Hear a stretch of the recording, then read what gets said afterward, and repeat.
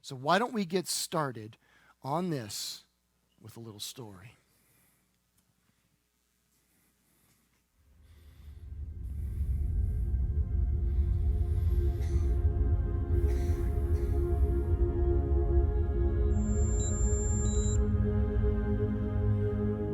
There was nothing until God said, now is the time. And suddenly, something.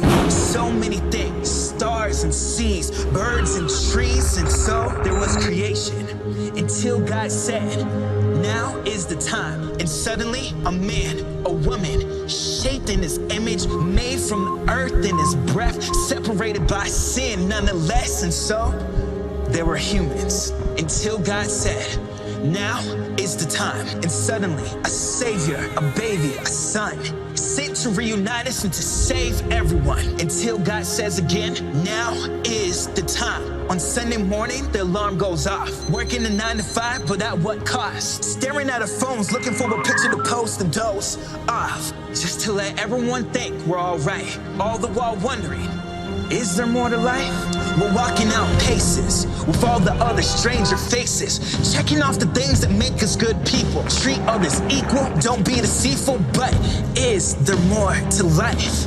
Just like before, we can hear God implore. Now is the time for hope and connection. Enough for seclusion, rejection. Now is the time for resurrection, for starting over. Enough for the shame. Now is the time to shout and proclaim, I believe there is more. What are you waiting for? It's yours and it's mine. Now is the time for more than just me. Now is time for us and we. Now is time for God's family. You can't find it alone, and it goes beyond things that are known. Now is the time to see you are loved. No more pressure, no measure, we're better together. Now is the time to share tragedies and victories with others. No more wondering, no more wandering. Here is only belonging. Now is the time. God said one more time, now is the time. Say it with me. Now is the time. And as we go through the book of Daniel, a book of prophecy, a book about now, we need to recognize that now is the time to have a greater sense of urgency about our spiritual growth, a greater sense of urgency about our efforts and our investment to advance the cause and the name of our great prince. Now is the time, more than ever before in the history of the human race. Now, right now. I'm going to prove that to you. But you see, now that we look out there and we see the end of days approach us, and that's what we did. We went through the entire book of Revelation. We see the end of days approach. And we're going through the book of Daniel. We see the end of days approach. There is a temptation, a strong temptation, that why in the world should I think about anything long term? Why should I invest in anything that's going to take time when it feels like there is no time? There is a temptation not to build. There is a temptation not to get serious about important things when you think the whole world's going to crash and burn. But that is a lie. It is a lie from the pit of hell, and we need to resist that temptation. You and I cannot afford to believe that. Not now, because now is the time. We know that our King is going to return for us at any moment. And we need to look really busy when he gets here. How many of you know that? Jesus is coming again, look busy. I mean, seriously, that's where we're at. And that's what we need to learn today. Because you see, what we need to recognize is the end of days is the start of eternity, and the only thing that's going to carry over into eternity is the condition of your heart. So if you decide to look at all of the things that are happening and get complacent about it, that's what's going to be judged. You don't want to go there. I don't want to go there. When my master calls for me one way or another, I want him to look at my life and say, you did good, kid. You did good. That's all I want to hear. All the other stuff doesn't matter. How many of you with me on that? That's all I want to hear. So if you're still breathing and he hasn't returned for you yet, your sense of urgency needs to go up, not down. Not when you see this stuff, it needs to go up, not down. What stuff? Well, let's take a look. Daniel chapter 7 and verse 1. It says, in the first year of Belshazzar, the king of Babylon, Daniel saw a dream and visions in his mind as he lay on his bed. Then he wrote the dream down and told the following summary of it. Daniel is a prophet, so when he has a dream and he writes it down and he knows that God has given him the interpretation of it, it is from God. It is a message from God that has been written down and passed down for 25 centuries so that you could read it today. It's from God. And Daniel said, I was looking in my vision by night, and behold, the four winds of heaven were stirring up the great sea. And if you know anything about Hebrew literature and Hebrew symbolism, the great sea is the symbol of Gentile nations. That's you, kid. It's about us. And four great beasts were coming up from the sea, from the Gentile world, different from one another. Now it says that this happened in the first year of Belshazzar, and I think that's important too, because once we figure that out on our calendars, it comes out to 553 BC. That means that this prophecy was written down 2,574 years ago, and because of that, we can look back in time. We can look back through history, and we can see that this prophecy that we are about to go through has come to pass 100% as it was given. That should give you a great confidence, but it should also give you a new sense of urgency, because I'm here to tell you that most people look at Daniel chapter 7 as basically a repeat of Daniel chapter 2. Now let's remember, Daniel chapter 2 was a dream about a statue, and the statue had different forms of metal in the statue. Now it was interpreted for Daniel, who gave the interpretation to the king and said each one of these metals represents a coming empire.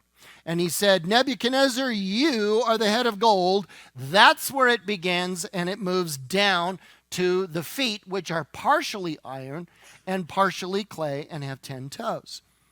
And so he explained that, and we are looking back in history as Daniel was looking forward. Now, we look back and we see very clearly how all of this came out. We can even name the empires.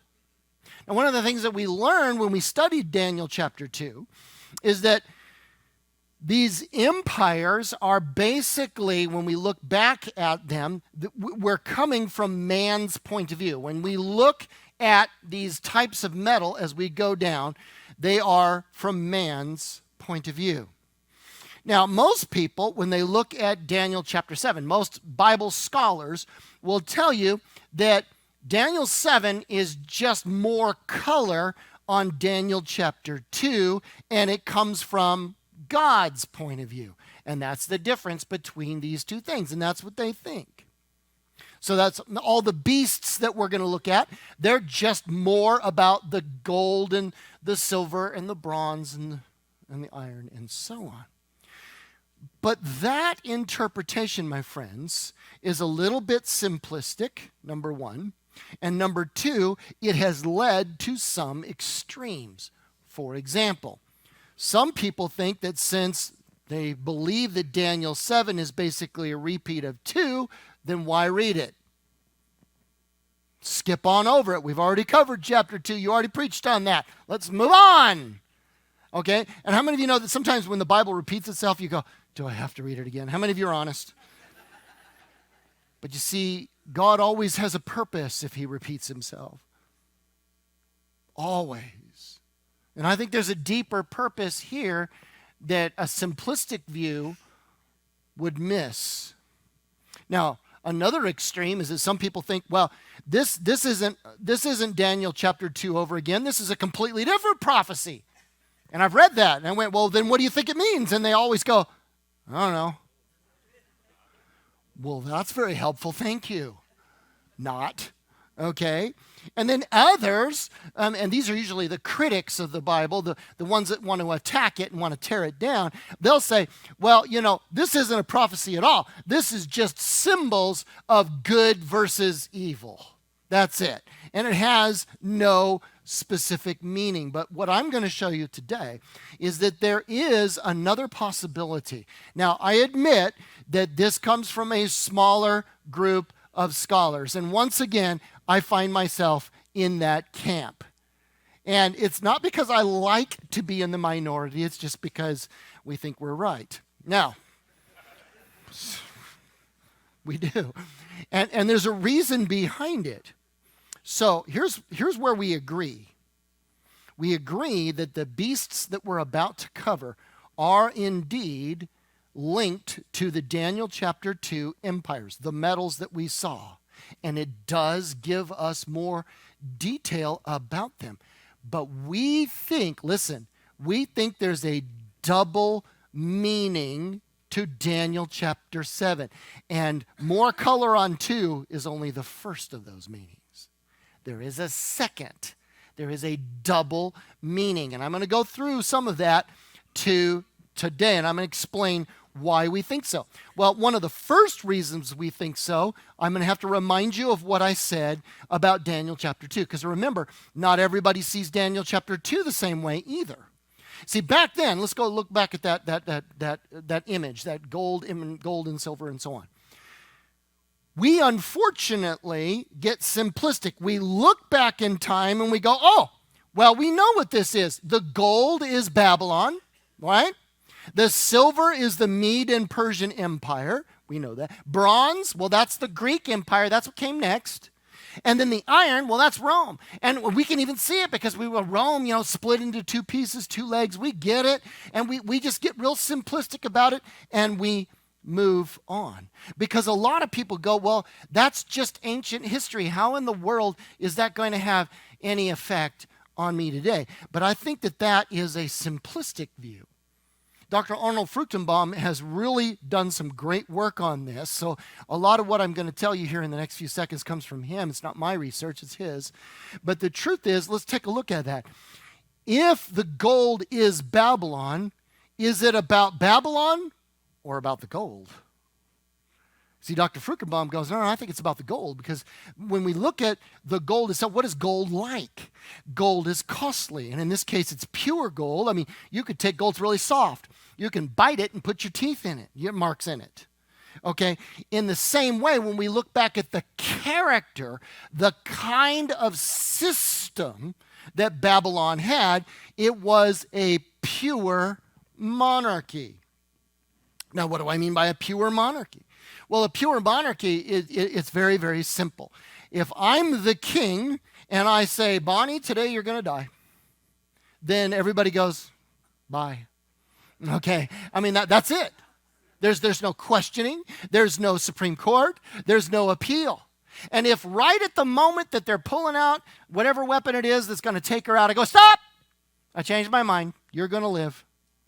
Nobody would question my orders. A pure monarchy, that's how it works. It's utterly pure. And what that does is it leads to a certain impulsivity in the king. It's a very emotional way of running an empire. That's gold. But the Medes and the Persians, they're silver. Now, what is that? Well, silver is not as costly as gold. It's much harder. It's not as costly. If you try to bite into that, you're not going to leave teeth marks. You're going to leave your teeth. And it's also, it's in the arms. Well, we know looking back, okay, Medes and Persians. And we can see that in history. It makes sense.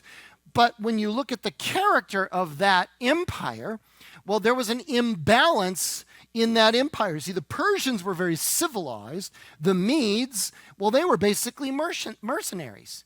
And so when this alliance took place, there was an imbalance in power. And they also ended up with a system where the law was greater than the king. We just saw that when we talked about Daniel the lion's den. Remember that? Darius the Mede, under Persian Mede law, when he signed with his signet ring, this is what's going to happen, there was no changing it. He could not change his own laws that he made. And that creates an imbalance where the king is constantly wrestling with some legal entity, some form of legality that is pushing against his efforts to continue to act like a king. Does that make sense? All right. Now let's go to the bronze. Now, when we look at the character of bronze as a metal, bronze is very, very shiny, looks like gold, acts like gold in a lot of ways. But it's not soft and pliable at all, nor is it costly. It's relatively cheap, and it's very brittle. If you take two swords that are made of bronze and you smash them together, the odds are one or both will simply break. They'll just snap right off. It's very brittle. And when we look back at the Greek Empire, well, they ruled by very, very fast conquest, but when they conquered an area, they would put up local people to be in charge of that area as they moved on. And how many of you know that the locals are not going to be loyal to the Greeks? And they weren't. And it created a brittle situation that was constantly breaking down. Then you look at iron. Now, the iron legs, now we look back in history and we go, okay, well, that's Rome. We can see that Rome split into east and west. We can see that as it goes down. What is iron like? Well, iron is totally unforgiving. There's no give in it at all. It is absolutely harsh, and it is absolutely crushing. And that is the reason that the Romans were able to rule the world for 1,000 years. The reason they were, which is the longest standing empire in world history, is because they were absolutely unforgiving. Period. You do it our way or you die. And that's how they did things. And they would crucify people out by the city gates to make the point. So when you're coming in to do business in town, you're walking past all these people screaming their last breath. And there's these great big signs saying, mess with Rome, this happens to you. How many of you know that not a lot of people wanted to mess with Rome? And that's why they had this control. So it was a very crushing system. Now, this system was also based on something called imperialist colonialization. Now, it's a big, long set of words, but what it means is this. Imperialism is the idea that our system is better than yours. Our system is better than yours. Therefore, when we come into your area, we're going to set up colonies that are not interested in local culture, local language, local religions. No, we're going to turn you into Rome. And that's exactly what they did. They would come into town, they would conquer, and they would set up a Roman colony. So here's the locals out here. They don't care about the locals. And they're going to set up Romans as governors through those colonies. Romans that were loyal back to Rome, back to the empire. Now, that created a situation where the locals basically got crushed. Their systems got crushed. Their languages got crushed. I mean, if you look at what we call Latin-based languages, like Spanish, like French, like Italian, those languages are basically bad Latin. Because what did you have to speak in order to survive in that system? What the Romans spoke, which was Latin. So you spoke it with a real harsh accent, and later we called it French. And that's how it worked. Okay? Literally, that's really what it was. But you were just trying to go, I got to deal with them. You know what I mean? And so it was a crushing situation. Imperialist colonialization. So, let's get back to Daniel 7. That's what Daniel 2 looks like. That's what the metals and their character are like. So when we look at Daniel 7, it's going to give us not only more details about Daniel chapter 2, but I think the double meaning is it's actually describing the situation that leads directly into the Great Tribulation. It's describing the situation as it will exist immediately before the Antichrist takes power. In other words, now. Let me show you. Daniel chapter 7 and verse 4. It says, the first, now this goes back to the gold, right? We're linking back to the gold. The first was like a lion, but had the wings of an eagle. And I kept looking. See, kept looking means there was a succession of events. I watched it. It looked like this, and it became that. So it's a process. Do you see that? I kept looking so it took time, until its wings were plucked, and it was lifted up from the ground and set up on 2 feet like a man, and a human mind also was given to it. Now, we go to Jeremiah chapter 49, verse 19, verse 21. It does indeed describe Babylon using symbols of both lions and eagles. So we can see, this is a link. This is Babylon. This is the gold head. We get it. But my thought is that there's a double meaning here. Sure, Babylon was a pure monarchy, but how many of you know the pure monarchies didn't go away when Nebuchadnezzar died? In fact, there's still pure monarchies to this day. I mean, look at this guy here. This happens to be the prince of Saudi Arabia who runs the country. He's a king. It's utter. It's absolute. Does that make sense? Right now, today, that's his picture. We just pulled it off the internet this morning. Now, the thing about pure monarchies, though, while they still exist, let's look at this monarch, this next one. You probably recognize this lady. Her Majesty the Queen of England is the longest reigning monarch in the history of the United Kingdom. She can trace her lineage back more than 1,000 years to Alfred the Great. This is somebody that has a long, long, long history. But how many of you know she doesn't have any power anymore? She has power of influence, certainly, but she's not running the country. The prime minister is. In other words, her wings have been clipped, plucked. In fact, look at the throne that she's seated on. What do you see behind her? Lions standing on 2 feet like men. In fact, here's her coat of arms. There it is. Same symbol. Is that making you go, ugh?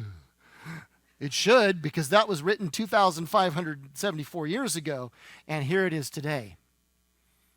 So monarchies are still around, but they've been plucked of their power, and the remnants of their kingdoms are now democracies, which is the rulership of people. I will give him 2 feet like a man, a human mind also was given to it. Do you see that? So there's a double fulfillment. It's not just about what happened in Babylon, it's also about what's happening right now. Okay, let's go on to the second, the silver. We said that the silver is the Mede and Persian Empire. We said that this empire is unbalanced between the power of the king and the power of some form of law, some legal system. Do you remember that? And this existed for some 300 years or so, and then it passed away, and it moved on. The Medes and Persians disappeared, and the Greeks came, and so on. We can look back in history and see that, but how does that double fulfill into today? Well, we got to look at the monster itself. It says here, my notes got backwards. Hold on. Verse 5. It says, "Behold, another beast," a second one, resembling what? A bear. A bear is big, hairy, scary, lots of teeth and claws, and you don't like them. I don't either. And it was raised up on one side. In other words, it was imbalanced. Raised up on one side. Had 3 ribs were in its mouth between its teeth, so it's ferocious. And they said this to it, "Arise and devour much meat." And as I looked at that and I thought about that imbalance, I thought about what's going on today. And I recognized that there are systems in the world that have been going on for just the last 150 years or so. We call it communism. Now let's think about communism for a second. When you think about the Soviet Union, how many of you are old enough to remember the Soviet Union? Now I know that's scary because when I was a high school teacher, I remember on Halloween I once dressed up as a KGB agent and nobody knew what I was. That was scary to me because I grew up being afraid of these guys. Remember that? And having to duck under the table and don't look at the flash. flash. Do you remember all that? Okay, I remember that. We're afraid of these guys.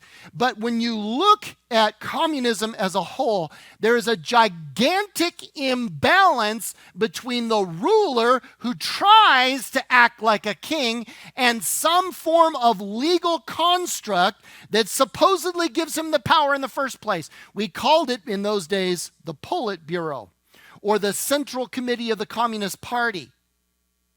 That's what was legal, giving him his authority. And yet he tried to act like a king, and there was this imbalance, and there was this fight going back and forth between them. Now, if you're old enough to remember this, back in 1964, there was a little crisis going on. You remember that? And you're all worried about, don't look at the flash? Okay. Well, in 1964, Nikita Khrushchev was the premier of the Soviet Union. That's him on the left. Now, here's what I'm talking about, an imbalance of power between the guy acting like a king and this legal construct. Because after the Cuban Missile Crisis the year before, the year before, 63, the Communist Party began to go, this guy's not really helping us advance our cause very much. So they worked behind the scenes to force him to retire. They didn't kill him. It wasn't an assassination. He lived a natural end. He lived to died in his sleep. It was not a coup because the Communist Party did not change in any way. They simply used a legal construct to force him out. And the guy on the right, Leonid Brezhnev, was the one that was put into power. And how many of you know that Brezhnev acted very much like a king too? So do you see that? It's just like the Medes and the Persians. You have this imbalance between the power of this leader and you have this, this legal construct, and it doesn't work. It's imbalanced, and yet this system, this communist dictatorship-like system, has been spreading ferociously like a bear. The Russians are still around, and even though they don't call themselves the Soviet Union, they still go by a bear. Isn't that interesting? Now that's twice that I should have given you goosebumps. Because that bear's still around. He's being led by a certain guy named Vladimir Putin. Now, Uncle Vlad here, he's got a problem. He's constantly trying to get his parliament to pass laws to support what he's doing. He's acting like a king. Ask anybody in Russia today. But he's still trying to jockey with this legal construct. And the tension is becoming so imbalanced right now that they're on the edge of civil war in Russia. Right now, today. Just like the Medes and the Persians could barely hold things together because the law was more powerful than the king. And we're having the same situation that's going on right now, the Russian bear. You can see the same thing in China. China has a single leader. Here's Xi Jinping right here. And he gets his power from where? The Communist Central Committee. Same thing. He acts like a king. Believe me, ask anybody in China. Actually, you better not ask them because they're going to hide. They're scared of this guy, aren't they? But there could be legal maneuvering through the Central Committee to push him out of power if they really wanted to. It would be difficult, but they could do it. And there's this imbalance. So he's constantly trying to balance keeping those guys happy with his ambitions at the same time. And if those guys become hawks and they really want Taiwan, they will push him into pushing the button, believe me. Okay? And so this imbalance is going on right now. So let's go to the next one, verse 6. And after this I kept looking, and behold, another one like a leopard, which had on its back 4 wings of a bird, and beasts. The beast also had 4 heads, and dominion was given to it. Now again, the words kept looking is a clue. It's a succession of his view. In other words, after the Mede and Persian Empire came the Greek Empire. So this beast is going to give us more details about it. Now we said it was bronze. Bronze, shiny, ruled by conquest, very brittle, setting up local leaders instead of Greeks in order to run things. Well, what do we learn from a leopard? Well, a leopard is very, very swift.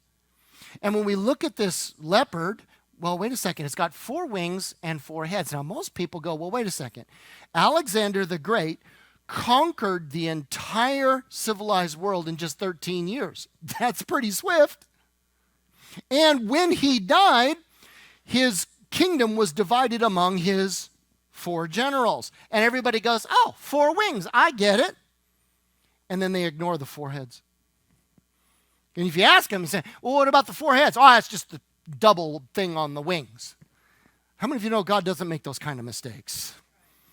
All right, so I look, me and some other scholar, I'm not the only one, looked at this and went, well, wait a minute, we shouldn't ignore the heads, but let's go through the wings for a second.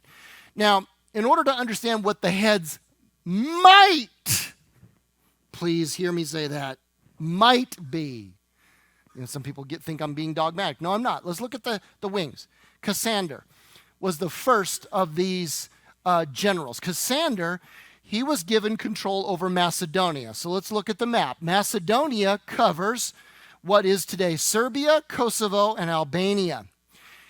Another general, his name was Lysimachus. Lysimachus was given control over ancient kingdom of Thrace. That would include on this map Bulgaria, Greece, and parts of Turkey. And parts of Asia Minor. Now, Seleucus was given control over Syria. This was a very large part of the empire. From Syria and the ancient Near East all the way to Afghanistan. He covered all that area. And then finally, we have Ptolemy, who was given control over Egypt. So I thought, well, that's the 4 wings, but what about the 4 heads? And so I got to thinking about leopards. They are, first of all, among the fastest land mammals that are out there. They are also they're in the top 10 of the strongest bite pressure. We talk about pounds per square inch that they can press. Now, again, I want to be clear. Might is what I'm about to say.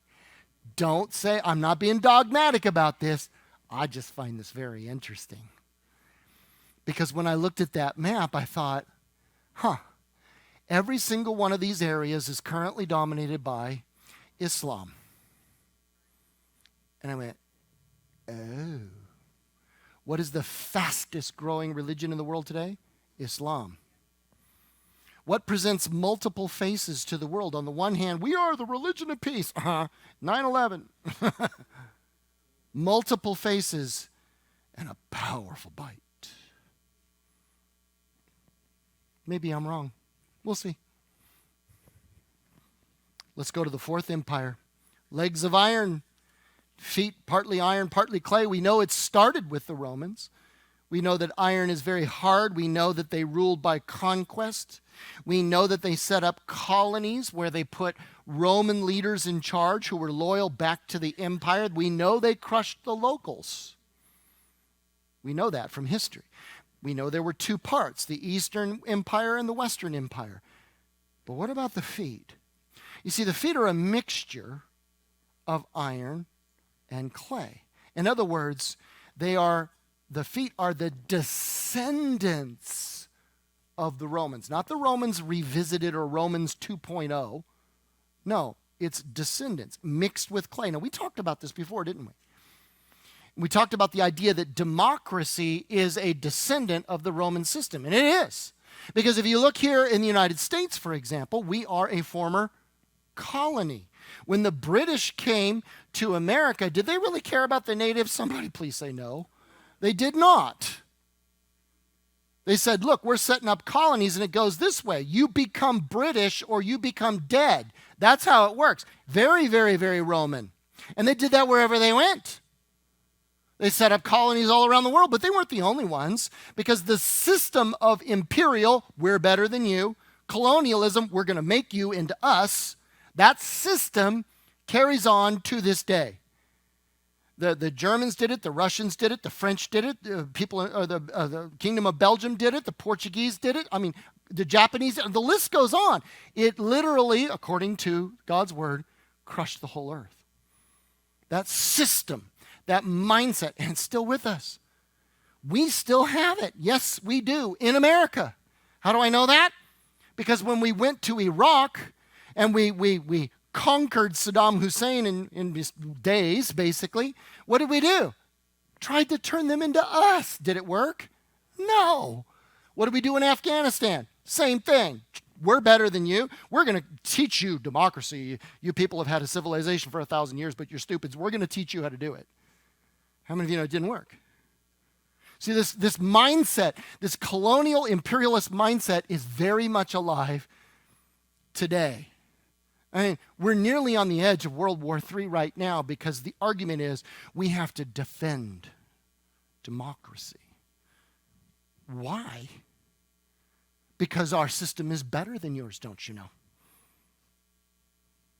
Do you see that colonial imperialist mindset? It's very much alive.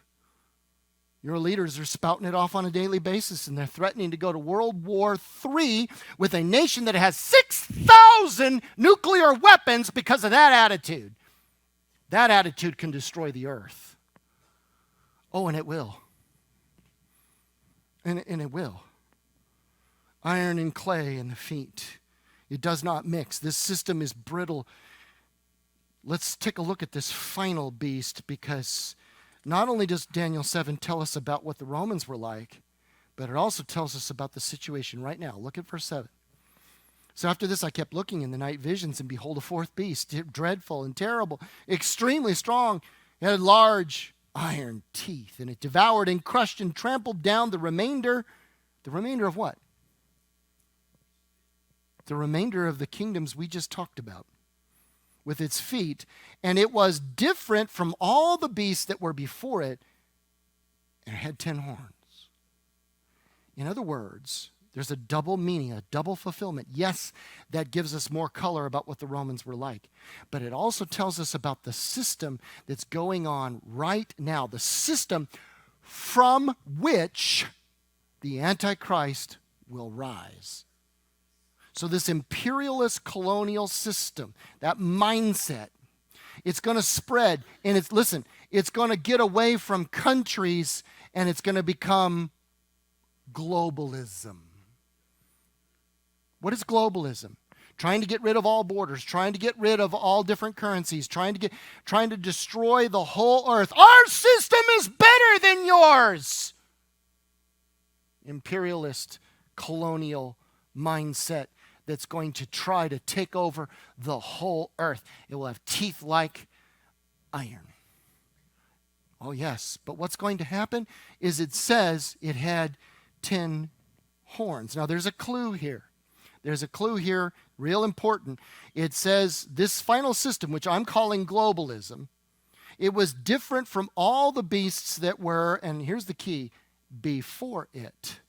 Now, that word before it in Aramaic is a clue. It's kodam. And kodam means before, but it also means in front of. And there's no way to know the difference.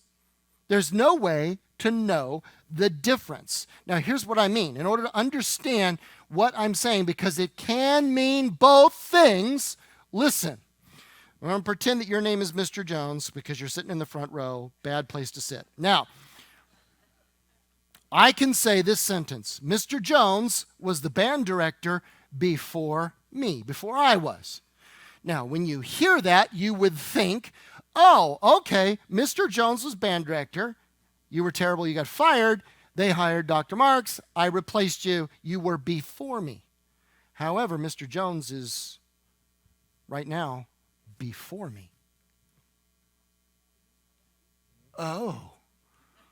There's a double meaning here. He is both before me in time, but he's also sitting right before me. In the same way, I believe there's a double meaning here. Not only do these beasts look back, the Roman Empire was before this, but now it's also before. It's right here.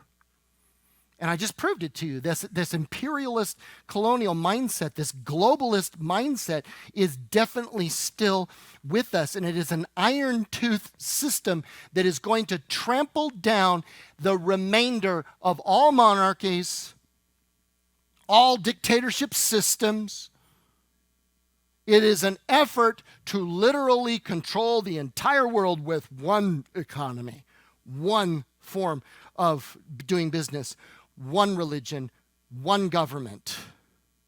Before we get there, however, the world is going to fall into more and more and more chaos, more and more of this pushing back and forth until the entire world breaks down into 10 different political jurisdictions. That is next on the agenda. This globalist mindset will push, but there's a problem with the globalist mindset. Without a leader, it won't work. It's going to push, but it's going to break everything down into 10 jurisdictions. And from those 10 jurisdictions, let's take a look. Verse 8. While I was thinking about the horns, behold, another horn, a little one.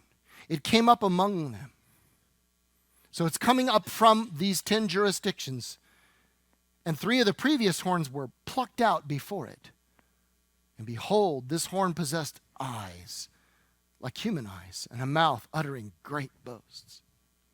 This links us from Daniel 7 all the way to Revelation chapter 13 and chapter 17, where we see a beast that has 10 heads. We see the same thing. See it in Ezekiel. We see it in Isaiah.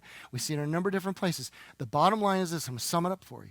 When you read through the Bible, when you go, this is what's going to happen.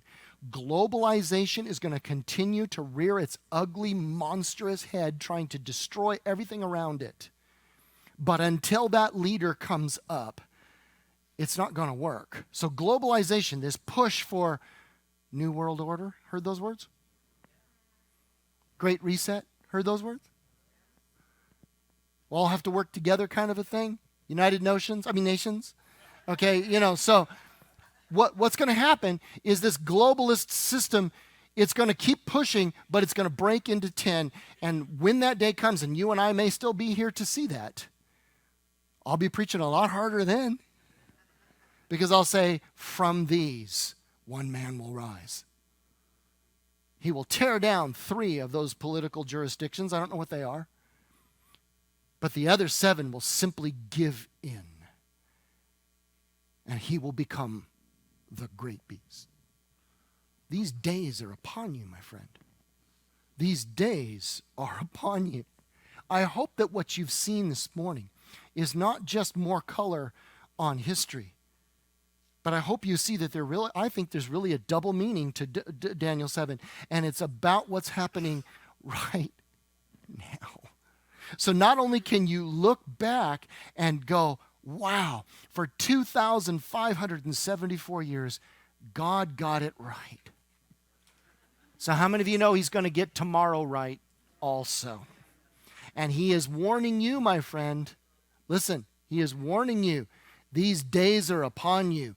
The days when the world will break down into 10 kingdoms. The days when the rise of the Antichrist, it is upon you. It is here. It is now. So what do you do with that? Because again, we go back to what we said at the beginning of our time together today. Let me call for the band. At this time, there is a temptation. Listen, there's a temptation. You see all this stuff and you go, wow, you get tempted not to be busy, right? You get tempted not to build anything that's long term. You get tempted not to do outreach. You get tempted because what's the point? But the opposite, the exact opposite is what you and I need to take away from this. The exact opposite. We need to go, wow, look, God got it right. That means God's going to do this. I've got to get busy. Not complacent. And Jesus said the same thing. Take a look at what Jesus said. Matthew chapter 24, which is all about these very days that we're talking about right now. He said, therefore, it links us back. All of 24 matches with Daniel chapter 2, matches with Daniel chapter 7, and later we find out matches with Revelation 13 and 17. God knows what's coming. And Jesus was warning about it, and he said, when you see these things, therefore, what should you do? Be on the alert. It doesn't say, therefore, hang out and get comfortable because Jesus is coming to get you. That's not what he said. He said, be on the alert. Because you don't know which day your Lord is coming. You don't know. You could go, remember, the Great Tribulation begins when the Antichrist signs a treaty with the nation of Israel. So that rapture could happen all the way up until he's taken the pen and put it on the paper. You don't know the day. And so you need to be on the alert and be sure of this, that if the head of the house had known at what time of night the thief would come, what's going to happen? He would have been on the alert, and that's what you need to do. You need to be on the alert. He would not have allowed his house to be broken into. He would have been busy protecting it. And that's what you and I need to be about. We need to be about inviting more people to this church. Yes, I know you look around and go, there's no place to put them. Sure there is. We don't have time to waste. We don't have time. Because I've had people come to me and say, well, there's too many people. We should stop inviting people to church. What? I'm glad to see that a whole lot of you agree with me. No, we need to be on the alert. This is the reason you got to be ready, because the Son of Man is coming at an hour you don't think he will. Look, here's the point. Here's the key. This is the bottom line. You and I need to invest ourselves in our personal Christian growth more right now than ever. More right now. Because when Yeshua comes back to get you, and if you look at this history, you go, wow, it's all falling into place. It could be this. It could be, yes, it could. So you need to be on the alert. You need to be moving. If God is saying to you, you need to be in a Bible study, get in one. If he's speaking into your heart, oh, I really need to read that Bible, then get here on a Wednesday and let us help you do that. Oh man, I'm feeling the pressure that I need to fix that relationship. I need to get that forgiveness taken care of. Then do it. Get on the phone. Do it. Now is the time. You see, we need to be helping advance the Lord's kingdom. So when God says, here's the place I want 14:6 to move, you need to invest more right now than ever. Period. Now's the time. Greater sense of urgency and focus than ever before. That's what we need to be about. So I'll tell you what, that's a lot to think about in one day, isn't it? So why don't we stand and worship him and just throw our hearts up there and just go, you know what, God? I don't know what you're going to do, but I want you to catch me being busy when you come. That's the bottom line. Father God, we come before you in Yeshua's name. We know that you loved us, the world, so much, you sent the Son, so that we might put our trust in him, be saved from our sins, and live forever. But in the meantime, all of this prophecy is coming to pass, and there are unbelievers out there that are going to go into the most horrific time in the history of the human race coming up very soon. Help us, Lord, to be so urgent about that truth that we're not sitting on our hands and feeling good about ourselves because we get to go to heaven, but we're getting out there, we're getting the word out, we're sharing this out there as far and as wide as we possibly can until you call. Give us a sense of urgency. This we pray in Yeshua's mighty name. Amen. You guys have a great week.